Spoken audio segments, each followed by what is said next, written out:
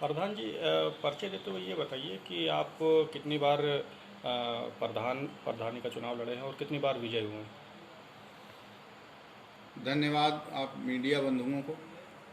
मैं 2005 में पहली बार इस गांव में निर्वाचित हुआ था। 2010 तक मैंने यहाँ पर काम किया और 2008 में हमने इसको एक आदर्श गांव के रूप में जो है शासन द्वारा चयनित कराया था। लखनऊ जनपद में दो गांव चयनित हुए थे। उसमें एक हमारा थावर भी था जो हम चयन करा ले गए थे, तो उसके तहत काफ़ी कार्य यहाँ हुआ था। और फिर 2010 में चूंकि सीट वो पिछड़ा वर्ग आरक्षित थी, लेकिन एक प्रतिनिधि के रूप में हमने प्रधान के कार्य किया था, कार्यकारी प्रधान के रूप में। तो वो कार्यकाल को भी मैं अपना ही मानता हूँ। और 2010 से फिर 2015 तक यहाँ मैंने एक मॉडल स्कूल मंजूर कराया 3 करोड़ 3 लाख की लागत से शासन से। तो हाई स्कूल इंटर वो विद्यालय चल रहा है। तो इन दो कार्यकालों की हमारी ये बड़ी उपलब्धियां थी। पहले कार्यकाल में 20-22 करोड़ 24 करोड़ का करीब काम हुआ था। ये योजनाएं जो हैं ये ब्लॉक से नहीं थी, ये मैं शासन से लाया था। और इसी के लिए मुझे समर्थन जनता का भारी बहुमत से मिलता है। और इस बार भी जनता ने बहुत प्यार दिया मुझे। कित, मैं 414 वोट से पहला चुनाव जीता था, 428 वोट से दूसरा और 427 से तीसरा। तो कितने 400 के प्लस ही मैं जीता हमेशा। कितने कितने गांव आपके अंडर में आते हैं। हमारे में एक तो ये बड़ा गांव है, ये थावर जो मेन ग्राम पंचायत है, और इसके साथ इसका लगा हुआ एक बरुआ गांव है, एक भभूति खेड़ा, 2 गांव और एसोसिएटेड हैं इससे, मजरे। कितने प्रतिद्वंदी आपके विपरीत खड़े थे। हमारे खिलाफ 3 प्रत्याशी थे। जो एक पिछली बार एससी सीट में प्रत्याशी मतलब प्रधान थे वो थे, और 2 और थे। जी। आप अपने गांव वालों के साथ के लिए क्या कहना चाहेंगे मीडिया के माध्यम से। पहले तो मैं मीडिया से ये कहना चाहूँगा कि जैसे कि आप लोग अपेक्षा करते हैं एक प्रधान से कि वो अपने गांव के लिए बहुत कुछ करे, और जनता भी इसी अपेक्षा से उसको देखती है कि वो बहुत कुछ कर पाए गांव के लिए, विकास कार्य और भी जो दूसरे कार्य हैं, सामाजिक कार्य। किंतु आजकल मैं देख रहा हूँ कि मीडिया प्रधानों के अधिकारों पर कोई बात नहीं करती है।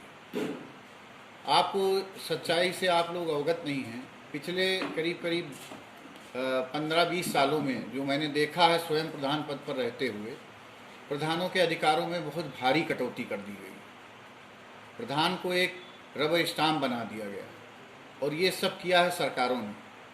इसके लिए सरकारें, विधायक और सांसद दोषी हैं। मैं सीधे आरोप लगाता हूँ। सरकार नहीं चाहती है कि ग्राम प्रधानों को अधिकार दिए जाएं और ग्राम को एक ग्राम स्वराज्य का जो सपना गांधी जी ने देखा था वो गांव को मिले। अगर आप प्रधान को कोई अधिकार ही नहीं दोगे तो कार्य कैसे करेगा। आज स्थिति ये है कि पंचायत का कोई भी कर्मचारी जिसकी नियुक्ति हमारे यहाँ है, जो वेतन हमारे गांव के से उठा रहा है, और वो प्रधान का कोई अंकुश उस पर नहीं, चाहे वो पंचायत राज सचिव हों, सचिव सेक्रेटरी जिनको कहते हैं, उन पर भी प्रधानों का कोई अंकुश नहीं है। वो आए ना आए, काम करें ना करें, प्रधान के आदेश को माने न माने, कोई उनका प्रधान कुछ बिगाड़ नहीं सकता। इसी तरह दूसरा पद होता है एक रोजगार सेवक का। आज रोजगार सेवक को भी प्रधान से पृथक कर दिया गया। उसका वेतन पहले प्रधान देते थे, मेरे पिछले 2 कार्यकालों में वेतन ही नहीं दिया उसको साइन करके। वह उन लोगों ने वो धरना प्रदर्शन करके अधिकार अपना वापस ले लिया कि नहीं साहब, प्रधानों के अधीन हम नहीं रहेंगे, हमको प्रधानों से मुक्त किया जाए। आज स्थिति यह है कि रोजगार सेवक भी प्रधान के अंकुश में नहीं है। और तीसरा एक सफाई कर्मी आते हैं। सफाई कर्मियों का ये हाल है कि साहब महीने में वो नियुक्ति उनकी गांव में सफाई के लिए है कि वो गांव में नियमित रूप से जाएं और डेली झाड़ू लगाएं। शहर में देखिए आप, नगर निगम के कर्मचारी नियमित कार्य करते हैं, और यहाँ पर सफाई कर्मी आते ही नहीं। और उनका आते इसलिए नहीं है क्योंकि अंकुश नहीं है हमारा कोई, हम उनका वेतन नहीं रोक सकते। वो हमसे अगर हम नहीं लिखते हैं तो एडीओ पंचायत उनको पावर है, लिख देते हैं, उनको वेतन मिल जाता। जो काकोरी ब्लॉक में बैठते हैं उनको ये तक पता नहीं कि झाड़ू लगी कि नहीं लगी। तो इस तरह से तीसरे कर्मचारी जो हैं ये आपके रोजगार सेवक हैं, एनएम हैं, एनएम पर हमारा कोई अंकुश नहीं है, आए चाहे ना आए। आशा बहुएं हैं, कोई नियंत्रण हमारा नहीं। आंगनबाड़ी की जो वो हैं महिलाएं, आंगनबाड़ी केंद्रों पर हमारा कोई अंकुश नहीं।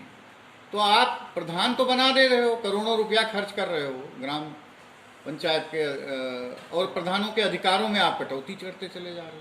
अगर एक मुख्यमंत्री को उसके अधिकारियों पर अंकुश नहीं होगा तो क्या वो मुख्यमंत्री की सुनेंगे? बिल्कुल नहीं सुनेंगे। लेकिन वो भय होता है कि वेतन कट जाएगा, बर्खास्त हो जाएंगे, सस्पेंड हो जाएंगे, तब वो काम करते हैं और एक उनका एक अनुशासन में रहते हैं। लेकिन यहाँ कर्मचारियों में कोई अनुशासन नहीं। प्रधानों को तो उन्होंने बिल्कुल समझ लिया है कि मोहर, एक मोहर है, दस्तखत है, प्रमाणित करें बस, कि मृत्यु प्रमाण पत्र, जाति प्रमाण पत्र, यही सब प्रमाणित करने का वो अधिकारी बना के रखा हुआ है। तो मैं ये मीडिया बंधुओं से भी मांग करूंगा कि वो जब भी कभी सक्षम अधिकारियों या सरकार के किसी पदाधिकारी के पास जाएं तो ये उनसे प्रश्न करें कि भाई प्रधान, अब मनरेगा जैसी महामारी में इनसे प्रयास कर रहा हूं कि यहाँ पर टीकाकरण हो जाए, लोगों को टीका लग जाए मनरेगा का, उसका कोरोना का, और उसके साथ साथ सैनिटाइजेशन वर्क जो है वो कम से कम हफ्ते में एक बार हो जाए। ये सब हम चाहते हुए भी नहीं कर पा रहे हैं। क्यों? क्योंकि ना तो सचिव एक्टिव है, ना कोई संस्था ऐसी है जो जिससे हम कहें और वो तुरंत तत्काल इस पे आकस्मिक, मतलब ये चीज़ें होती हैं, इस पे निर्णय लिया जाना चाहिए, तत्काल काम शुरू होना चाहिए। हमारे गांव में सफाई कर्मी आते ही नहीं हैं।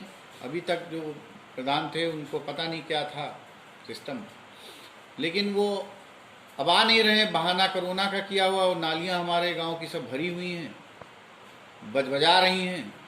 अब मैं अपनी निजी क्षमता से मजदूर वगैरह लगाकर कार्य कराने की कोशिश कर रहा हूँ। ईद का भी त्यौहार आ रहा है, तो मुस्लिम समाज द्वारा मांग की गई है कि यहाँ नालियाँ साफ़ की जाएँ, हमारी तरफ मस्जिद के आसपास सफाई व्यवस्था की जाए। तो मैं कल से अपने निजी लेबरों द्वारा ये सब कार्य कराऊँगा, क्योंकि अभी तक ना तो हमें कोई चार्ज मिला है, ना अभी कोई कर्मचारी यहाँ आया है जो ये काम शुरू करे। बहाने सबके पास हैं कि साहब कोरोना चल रहा है, तो कोरोना तो हमारे गांव में भी आ सकता है अगर ध्यान न दिया गया।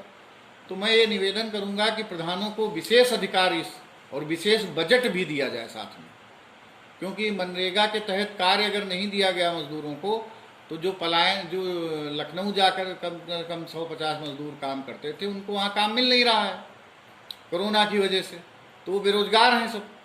तो यहाँ पर रोजगार सृजन होना चाहिए गांव में, ताकि उनकी रोजी रोटी चलती रहे। तो मैं चाहूँगा कि अधिकारियों से आप लोग भी ये प्रश्न करें कि गाँव की जो सरकारें बन गई हैं, उन सरकारों को क्या अधिकार है, प्रधान को क्या अधिकार है, कोई पंचायत कर्मी उसके अधीन है, ये आपको पूछना चाहिए। और जब तक पंचायत कर्मी प्रधान का अंकुश नहीं होगा, वो अनुशासन में नहीं रहेंगे, वो काम भी नहीं करेंगे, वो अकर्मण्यता की पराकाष्ठा को पार करेंगे। तो इसलिए जहां आप लोग प्रधानों से अपेक्षाएं करते हैं कि वो अपने गांव के लिए बहुत कुछ करें, वहां प्रधानों की भी दर्द को समझिए, प्रधानों की भी तकलीफ़ों को समझिए कि उनके अधिकारों पे कटौती ये सरकारें कर रही हैं। ये विधायक, ये सांसद नहीं चाहते हैं कि प्रधानों को ज़्यादा अधिकार दिए जाएं। नहीं तो राजीव गांधी ने सन 1995 में जो पंचायती राज एक्ट पास किया था, उसमें यहाँ तक था कि वो अपने हल्के के दरोगा का कैरेक्टर भी लिखेगा प्रधान, लेकिन कैरेक्टर तो छोड़ो, प्रधान का कैरेक्टर लिख दिया जाता। तो इसलिए मैं ये चाहता हूँ कि थोड़ा सा प्रधानों को अधिकार दिए जाएं, ताकि कर्मचारियों पर कोई अंकुश हो सके। अगर हमारा सचिव हमारी न सुने तो हम क्या कर सकते हैं? ना उसका वेतन हम रोक सकते हैं। केवल एक अधिकार दे दिया जाए, सारे अधिकार छोड़िए, एक अधिकार केवल, कि प्रधान की संस्तुति के बिना वेतन नहीं मिलेगा आपको। क्योंकि जिस जगह आप तैनात हैं, वहाँ का जो प्रतिनिधि, जो जनप्रतिनिधि है, वो प्रमाणित करे कि आपका कार्य संतोषजनक है, तब आपको वेतन मिले। ये एक सिर्फ आदेश, शासनादेश हो जाए कि प्रधान की संस्तुति के बिना आपको वेतन नहीं मिलेगा।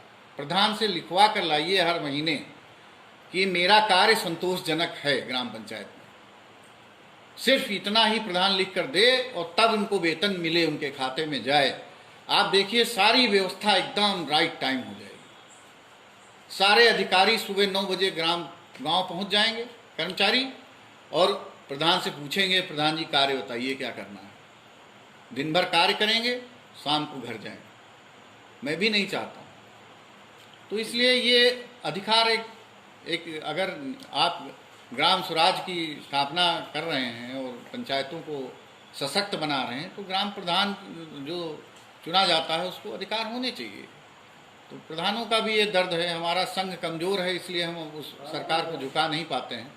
लेकिन मैं इस बार प्रयास करूंगा कि हमारा जो प्रधान संघ है वो इतना सशक्त हो जाए।